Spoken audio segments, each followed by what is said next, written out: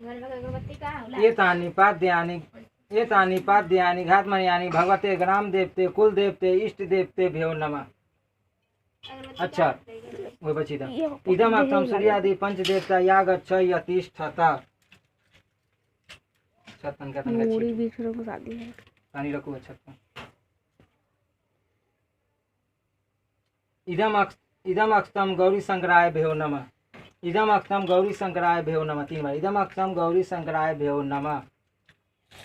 कुल चंदन ओम सपुष्प चंदन सूर्यादि पंच देवता भ्यो नमः 3 बार। ओम सपुष्प चंदन सूर्यादि पंच देवता भ्यो नमः। अच्छा इदम अक्षम सूर्यादि पंच देवता यागच्छ यतिष्ठत 3 बार। इदम अक्षम सूर्यादि पंच देवता यागच्छ यतिष्ठत। तिल जाओ। ओम एते जगतिला गंध पुष्प धूप दीप तांबूल यथाभाग नैवेद्यानि भगवते श्री विष्णवे नमः। जल एतानि पाद्यानि सूर्यादि पंच देवता भ्यो नमः। 3 बार।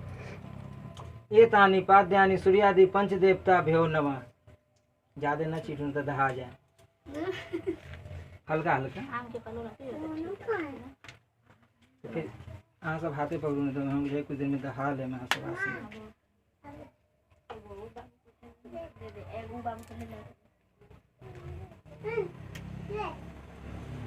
हाथ पकड़ तो सब दहा जाए। 3 बार एतानि पाद्यानि सूर्यादि पंच देवता भ्यो नमः। 3 बार। एतानि पाद्यानि सूर्यादि पंच देवता भ्यो नमः। फूल चंदन ओम सपुष्प चंदन सूर्यादि पंच देवता भ्यो नमः 3 बार। ओम सपुष्प चंदन सूर्यादि पंच देवता भ्यो नमः। तिल जाओ आई पर रखा। ओम एते जगतिला भगवते श्री विष्णवे नमः 3 बार। ओम एते जगतिला भगवते श्री विष्णवे नमः। ओम एते जगतिला भगवते श्री विष्णवे नमः। अच्छा तरी ओम इदम अक्षम सूर्यादि पंच देवता यागच्छ यतिष्ठत चिटुई बस।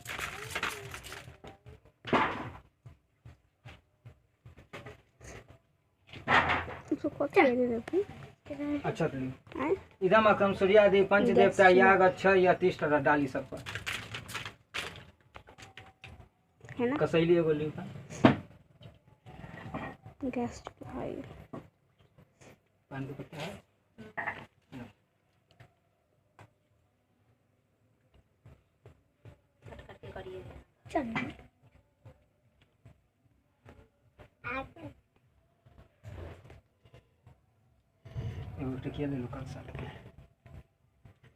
इदम अक्षम सूर्यादि पंच देवता यागच्छ यतिष्ठत। 5 जगह अच्छा ठीक है।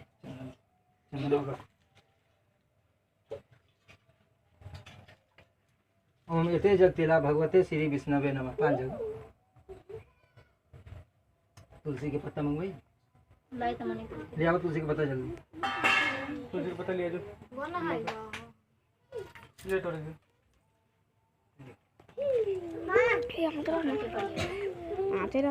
ओम अम्बे अम्बाल के सुना माने सस न थी सुबधिका काम पिल बासनी रखो ने काम बात उससे नाम ठीक से करते बोला ना। छोड़ ना तो चल चुप रह बे पागल की तरह कर दे। आम के लकड़ी ना कौन लगा लकड़ी आम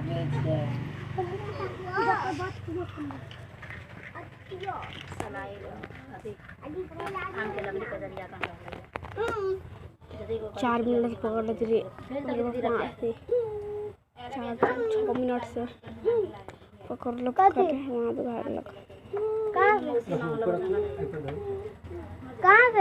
देखो ना नाम भी तो नीचे दादा चलता नहीं अरे चलो प्लस ये भी बड़ा ही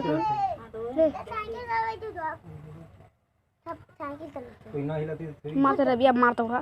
अच्छा तो इदम अक्षम सूर्यादि पंच देवता यागच्छ यतिष्ठत फूल चंदन ओम सपुष्प चंदन सूर्यादि पंच देवता भ्यो नमः। तू वीडियो करने के बकबक करता है। चंदन सूर्यादि पंच देवता भ्यो नमः। एगो फल मंगा दीदी पुष्प चंदन लेपनम या गच्छ यतिष्ठत ही। बोलो ठीक से देखो देखो भांग चढ़ा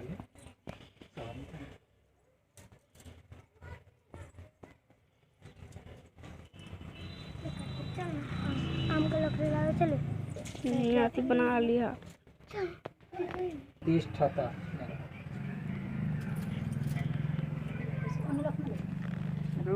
फोन करे वाला माथा कहाँ है?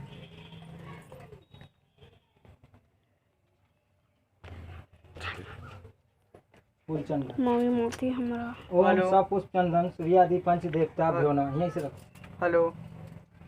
महादेव के टीका अरे पूजा रोक अभी मंगा लेना होगा।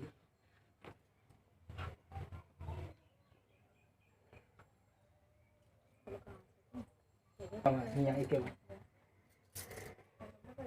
अब जे यहाँ से के चढ़ावे के से चढ़ा लो।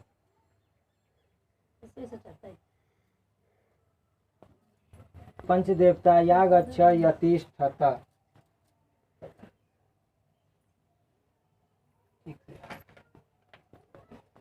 जल्दी ओम एते जगतिला भगवते श्री विष्णवे नमः। अच्छा तो इदम अक्षम सूर्यादि पंच देवता या गच्छ यतिष्ठत। 3 बार इदम अक्षम सूर्यादि पंच देवता या गच्छ यतिष्ठत। 3 बार हो गया। हनुमते महावीराय नमः। ए पुष्पांजलि फूल ले लें। ए पुष्पांजलि श्री गौरी शंकराय भ्यो नमः। ए पुष्पांजलि श्री शंकराय भ्यो नमः। ए पुष्पांजलि श्री गौरी शंकराय भ्यो नमः। बस हाथ में फूल ले लो। तार की माला ने जिन पार्वती जी का अलंकित और मुंडों की माला से जिन शिव जी की जटा अलंकित है, जो पार्वती जी के दिव्य वस्त्र धारण की है और शिव जी दिगंबर नंगे है, ऐसे में श्री पार्वती जी तथा शिव जी को प्रणाम करता हूँ। रमणीक कैलाश पर्वत के शिखर पर बैठी हुई श्री पार्वती जी कहती है, हे महेश्वर, हमें कोई गुप्त व्रत या पूजन बताइए जो सब धर्मों से सरल हो, जिसमें परिश्रम भी कम करना पड़े लेकिन फल अधिक मिले। हे नाथ, यदि आप मुझ पर प्रसन्न हैं तो कोई हो तो यह विधान बताइए। हे प्रभु, किस तप व्रत या दान से आदि मध्य और अंत रहित जैसे महाप्रभु हमको प्राप्त हुए हैं। शिव जी बोले, हे देवी सुनो, मैं तुमको एक व्रत बतलाता हूँ जो छिपाने योग्य लेकिन तुम्हारे प्रेम के वशीभूत होकर मैं तुम्हें बतलाता हूँ। शिव जी ने कहा, भारतवर्ष में जैसे नक्षत्रों में चंद्रमा, ग्रहों में सूर्य, वनों में ब्राह्मण, देवताओं में विष्णु, भगवान नदियों में गंगा, पुराणों में महाभारत और वेदों में सामवेद, इंद्रियों में मन और श्रेष्ठ है। सब पुराणों और वेदों का सर्व जिस तरह कहा गया है, मैं तुम्हें यह प्राचीन व्रत बतलाता हूँ। मन से सुनो। जिस व्रत के प्रभाव से तुमने मेरा आधा आसन प्राप्त किया है वह मैं तुमको बतलाऊंगा, क्योंकि तुम मेरी प्रियसी हो और भाद्रपद मास हस्त नक्षत्र में युक्त शुक्ल पक्ष की तृतीया तिथि को उसका अनुष्ठान मात्र करने से स्त्रियां सब पापों से मुक्त हो जाती है। हे देवी, तुम आज से बहुत दिनों पहले हिमालय पर्वत पर इस व्रत को किया करती थी।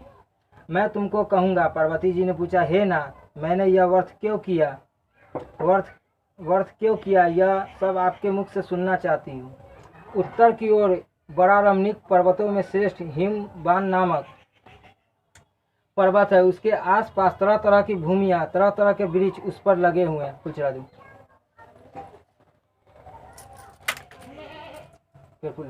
नाना प्रकार के पक्षी और अनेक प्रकार के पशु उस पर निवास करते हैं। वहां पहुंचकर गंधर्वों के साथ देवता, सिद्ध, चारण और पक्षीगण सब प्रसन्न मन से विचरते हुए वहां पहुंचकर गंधर्व गाते हैं। अप्सराएं नाचती है। उस पर्वतराज के कितने ही शिखर ऐसे हैं जिनमें स्फटिक, रत्न और वैद्य मणि आदि की खानें भरी हुई है।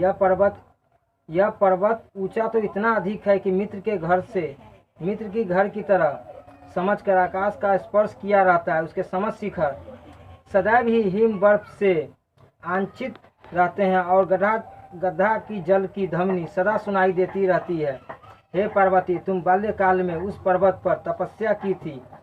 12 वर्षों तक तुम उल्टी टंग कर, केवल धुआं पीकर, 64 वर्षों तक सूखे पत्ते खाकर, माघ मास में तुम जल में बैठी रहती थी और बैसाख की दोपहरिया में पंचांग तापती रहती थी। सावन महीने में जल बरसता तो तुम भूखी प्यासी रहकर मैदान में बैठी रहती थी। तुम्हारे पिता इस तरह के कष्ट सहन को देखकर बड़े दुखी हुए।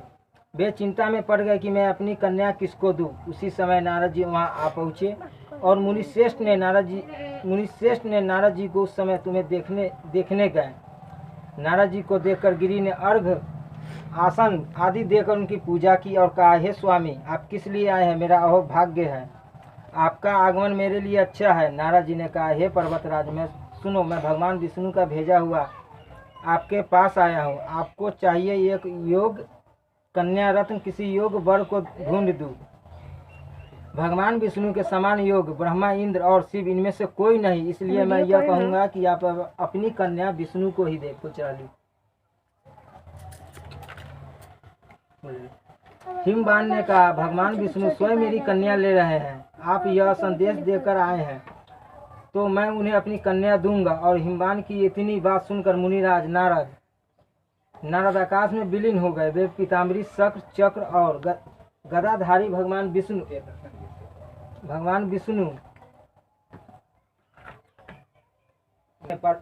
पार्वती के पास जाकर कहा, हे पुत्री, मैंने तुम्हें भगवान विष्णु को दे डाली। तब पिता की बात सुनकर तुम बिना उत्तर दिए ही अपनी सखी के घर चली गई। वह जमीन पर पड़कर तुम बड़ी दुखी होती हुई विलाप करने लगी और तुमको इस प्रकार के विलाप करती हुई देखकर सखी बोली, तुम इतनी दुखी क्यों हो? इसका कारण बतलाओ। तुम्हारी जो इच्छा है मैं यथाशक्ति उसको पूरा करने की चेष्टा करूंगी। पार्वती बोली, मेरी कुछ अभिलाषा है, उसे तुम प्रेम पूर्वक सुनो। मैं एकमात्र शिव जी को ही अपना पति बनाना चाहती हूँ। मेरे इस विचार को पिताजी ने ठुकरा दिया है, इससे मैं अपने शरीर को त्याग दूंगी। पार्वती की इस बात को सुनकर सखिया कहा, शरीर का त्याग न करो, चलो किसी ऐसे वन में चले जहाँ पिता को पता न चले। ऐसी सलाह कर तुम वैसे वन में जा पहुंची। उधर तुम्हारे पिता घर घर तुम्हें खोजने लगे। दूतों द्वारा खबर लेने लगे कि कौन देवता या मेरी पुत्री को हर ले गया। उनके मन ही मन मैं नारद जी के आगे प्रतिज्ञा कर चुका हूँ कि अपनी पुत्री भगवान विष्णु को ही दूंगा। ऐसे सोचते सोचते हिमवान मूर्छित हो गए और गिरिराज को मूर्छित देखकर सब लोग हाहाकार कर दौड़ पड़े। और जब होश हुआ तो वो पूछने लगे, गिरिराज, आपकी मूर्छा का कारण बतलाइए।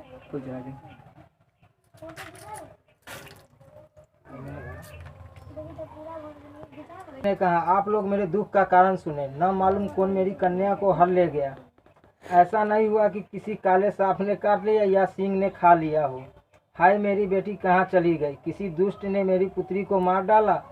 ऐसा कहकर वे वायु के झोंके से कांपते हुए वृक्ष के समान कांपने लगे। इसके बाद हिमवान तुम्हें वन खोजने लगे। वह वन में भी सिंह, भालू, हिंसक जंतुओं से बड़े भयानक हो रहा था। तुम भी अपनी सखियों के साथ भयानक वन में चलती चलती एक ऐसी जगह जा पहुंची जहाँ एक नदी बह रही थी। उसके पास रमणीय तट पर एक बड़ी सी कंदराए थी। तुमने उस कंदरा में आश्रम बना लिया और मेरी एक बालुमुकाई प्रतिभा बनाकर अपनी सखियों के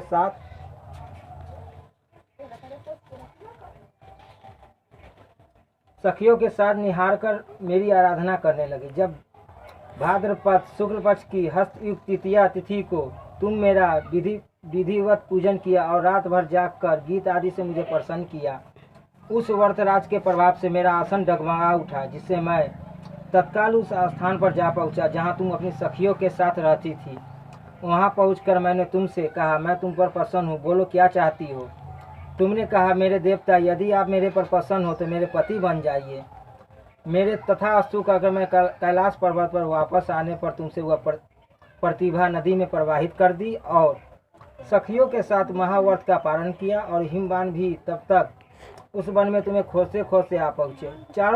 चारों दिशाओं में तुम्हारी खोज करते करते वे व्याकुल हो चुके, इसलिए तुम्हें आश्रम के समीप पहुँचते ही गिर पड़े। और थोड़ी देर बाद उन्होंने नदी के तट पर 2 कन्याओं को सोते हुए देखा और देखते देखते तुम्हें छाती से लगा लिया और बिलख कर रोने लगे। फिर पुत्री ने तुम्हें सिंह, बिया आदि जंतुओं से भरे इस वन में आ पहुँचे। पार्वती ने उत्तर दिया, हे पिताजी, मैंने पहले ही आपसे शिव जी को ही हाथों आप सौंप दिया है। आप मेरी बात टाल दी, इससे मैं यहाँ चली आई हूँ। हिमवान की सांत्वना देकर पुत्री, मैं तुम्हारी इच्छा के विरुद्ध कुछ नहीं करूँगा।